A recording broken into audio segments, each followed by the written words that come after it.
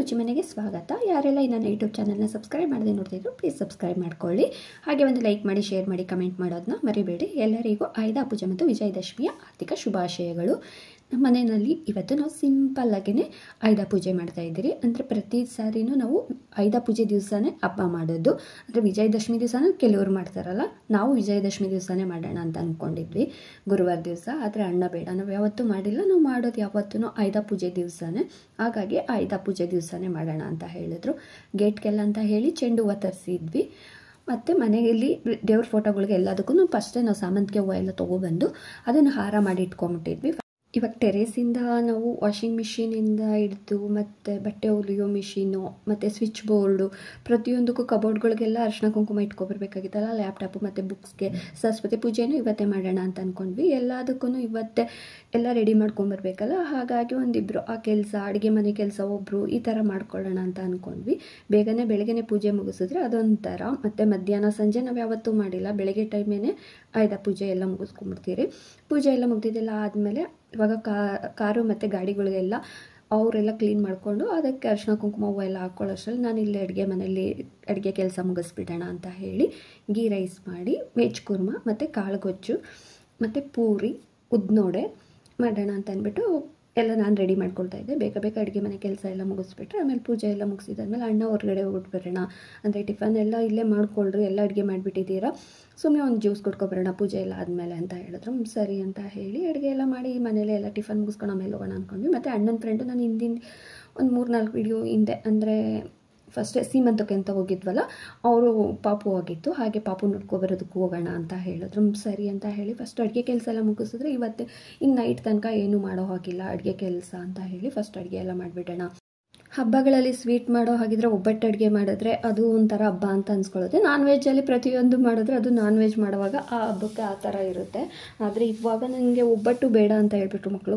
ಸ್ವೀಟಲ್ಲೇ ಏನು ಬೇಡ ಅಂತಂದರೆ ಇವಾಗ ಹಿಂದಿಂದನೇ ನಾವು ಜಾಸ್ತಿ ಒಬ್ಬಟ್ಟು ಮಾಡಿಬಿಟ್ಟಿದ್ವಲ್ಲ, ಹಾಗಾಗಿ ಬೇಡ ಅಂತ ಹೇಳಿದ್ರು. ಸರಿ ಅಂತ ಹೇಳಿ ಪೂರಿ ಮಾಡಿ, ಸಾಗು ಮಾಡೋಣ, ಗೀ ರೈಸು ಸ್ವಲ್ಪ ಮಾಡೋಣ. ಅವ್ನು ರಿಷಿ ಗೀ ರೈಸ್ ಬೇಕು ಅಂತ ಹೇಳ್ದ, ಅವ್ನಿಗೆ ಗೀ ರೈಸ್ ಮಾಡೋಣ ಅಂತ ಹೇಳಿ ಎಲ್ಲ ಅಡುಗೆ ಕೆಲಸ ಎಲ್ಲ ಬೇಗನೆ ಮುಗಿಸಿದ್ವಿ. ಒಂದು 10 ಗಂಟೆ ಅಷ್ಟರಲ್ಲಿ ಅಡುಗೆ ಕೆಲಸನೂ ಮುಗೀತು. ಮನೆ ಒಳಗಡೆ ಪೂಜೆ ಎಲ್ಲ ಮುಗಿದು ಕಾರು ಮತ್ತು ಗಾಡಿ ಎಲ್ಲ ತೊಳೆದು ಎಲ್ಲ ರೆಡಿಯಾಗಿತ್ತು. ಇವಾಗ ಮನೆ ಗೇಟ್ ಒಳಗಡೆ ನಾವು ನಿಲ್ಲಿಸಿ ಪೂಜೆ ಮಾಡೋದಕ್ಕೂ ಅದು ಸಾಕಾಗಿಲ್ಲ.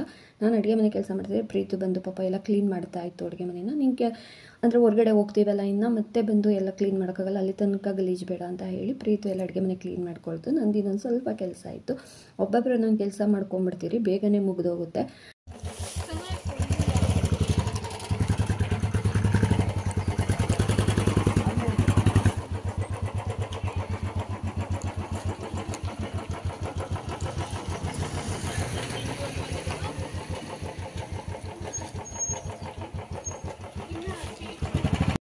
ಗೇಟ್ ಒಳಗಡೆ ಎಲ್ಲ ನಿಲ್ಲಿಸಿ ಪೂಜೆ ಮಾಡೋದಕ್ಕಾಗಲ್ಲ ಅಂತ ಹೇಳಿ ಹೊರಗಡೆ ಬಾಗಿಲಲ್ಲೇ ನಿಲ್ಲಿಸಿದ್ವಿ ರೋಡಲ್ಲಿ. ಅಂದರೆ ಊರೊಳಗಡೆ ಹೋಗೋದಕ್ಕೂ ಯಾವುದು ಗಾಡಿಗಳು ಆಗ್ತಾ ಇರಲಿಲ್ಲ.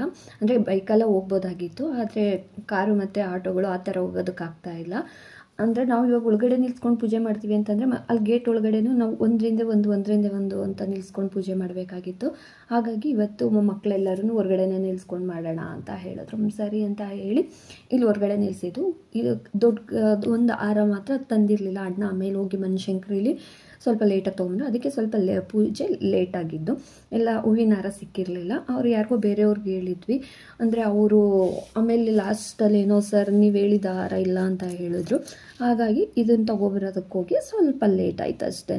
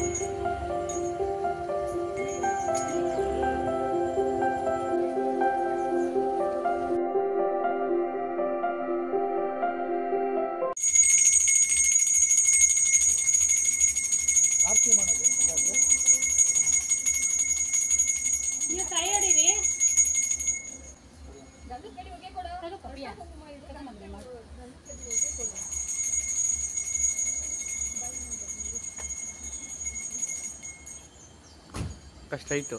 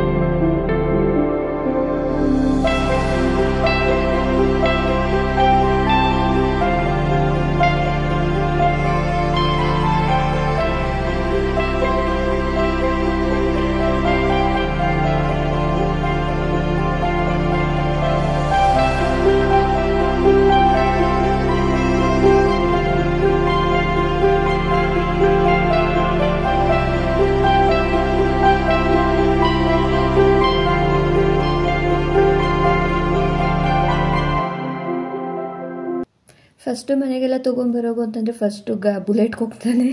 ಎಲ್ಲರೂ ರೇಗಿಸ್ತಾ ಇದ್ವಿ. ಅವನಿಗೆ ಬುಲೆಟು ಅಂತಂದ್ರೆ ಅದು ಏನು ಇಷ್ಟನೋ ಗೊತ್ತಿಲ್ಲ. ಫಸ್ಟು ಬುಲೆಟ್ ಪೂಜೆ ಮಾಡ್ಕೊಳ್ತಾ ಇದ್ದ. ಆಮೇಲೆ ಮನೆಗೆ ತೆಗಿಯೋದಕ್ಕೆ ಹೋದ.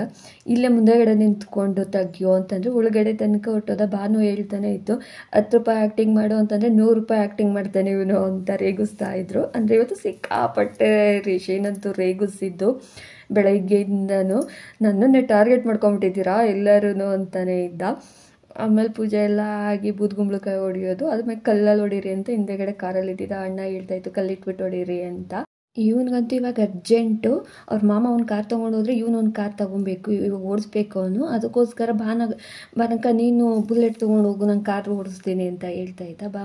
ಆಮೇಲೆ ಅದಕ್ಕೆ ಇದ್ದಿದ್ದು ಭಾನುಗೆ ಬೇಡ, ನೀನು ಕಾಲು ನೋವು ಅಂತೀಯಾ, ನೀನೇನು ಬೇಡ, ನೀನೇ ಒಂದು ರೌಂಡ್ ಹೋಗ್ಬಿಟ್ಟು ಬಂದು ನಿಲ್ಲಿಸ್ಬಿಡೋ ಒಳಗಡೆ ಅಂತ ಹೇಳ್ತಾಯಿದ್ರು. ಆಮೇಲೆ ಅಣ್ಣ ಹೇಳ್ತಾಯಿದ್ರು ಒಂದು ರೌಂಡ್ ಎಲ್ಲ ಹೋಗ್ಬಿಟ್ಟು ಅಂದರೆ ನಿಂಬೆಹಣ್ಣು ಅದು ಇದಾಗಬೇಕಲ್ಲ, ಅದಕ್ಕೋಸ್ಕರ ಎಲ್ಲ ಆದಮೇಲೆ ಕಾರು ತೊಗೊಂಡು ಲಿವರ್ಟಲ್ಲಿ ಹಾಕ್ಬಿಡು, ಆಮೇಲೆ ಹೊರ್ಗಡೆ ಹೋಗೋಣ, ಈ ಕಾರಲ್ಲಿ ಎಲ್ಲರೂ ಹೋಗೋಣ ಅಂತ. ಇವನು ಇಲ್ಲ ಬಾನಕ್ಕ, ನಾನು ಒಂದು ಕಾರಲ್ಲಿ ಬರ್ತೀವಿ, ನೀವೆಲ್ಲರೂ ಒಂದು ಕಾರಲ್ಲಿ ಹೋಗ್ರಿ ಅಂತ. ಆಮೇಲೆ ಅಣ್ಣ ಏನು ಬೇಕಾಗಿಲ್ಲ, ಬಂದರೆ ಎಲ್ಲರೂ ಒಟ್ಟಿಗೆ ಒಂದೇ ಕಾರಲ್ಲಿ ಹೋಗೋಣ ಅಂತ ಹೇಳಿದ್ರು. ಪೂಜೆ ಎಲ್ಲ ಮುಗಿಸಿದೆಲ್ಲ ಆದಮೇಲೆ ಟಿಫನ್ ಎಲ್ಲ ಮಾಡಿ ಮತ್ತು ಇವಾಗ ಹೊರಡೋಣ ಅಂತ ಅಂದ್ಕೊಂಡ್ವಿ. ಅಮ್ಮನ ಕರೆದ್ವಿ. ಅಮ್ಮ ನಾನು ಬರೋದಿಲ್ಲ, ಡ್ರಾಪ್ಸ್ ಹಾಕೋಬೇಕು ಕಣ್ಣಿಗೆ, ನೀವು ಹೋಗ್ರಿ ಅಂತ ಹೇಳಿದ್ರು.